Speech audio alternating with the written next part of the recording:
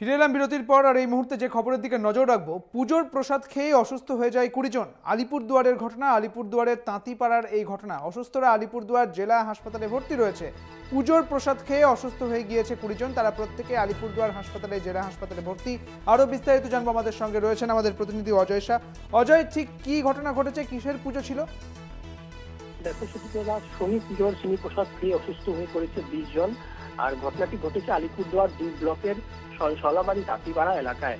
শনিবার সন্ধ্যায় এলাকার মহিলারা একত্রিত হয়ে এলাকায় শনি পুজোর আয়োজন করে সেখানে চিনি প্রসাদ দেওয়া হয় ভক্তদের, এবং রাত 9টার পর থেকে যারা যারা প্রসাদ খেয়েছে তাদের মধ্যে অনেকেই অসুস্থ বোধ করতে শুরু করে। প্রত্যেকের পেট ব্যথা, বমি হতে শুরু করে। এলাকা বাসিন্দারা তাদেরকে উদ্ধার করে তড়িঘড়ি চোষডাঙ্গা গ্রামীণ হাসপাতালে নিয়ে যায়।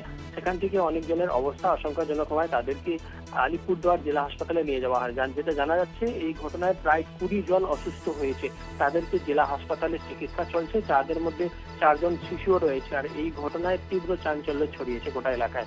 এখন তারা কেমন রয়েছেন? যেটা জানা যাচ্ছে, চিকিৎসাধীন রয়েছে 20 জন, যার মধ্যে 4 জন শিশু রয়েছে। এখন পর্যন্ত তাদের অবস্থা অত ভালো হয়নি, চিকিৎসা চলছে এমনটাই জানা যাচ্ছে এলাকার বাসিন্দাদের। ধন্যবাদ অজয়, তোমাকে। আমাদের সঙ্গে ছিলেন আমাদের প্রতিনিধি অজয় শাহ।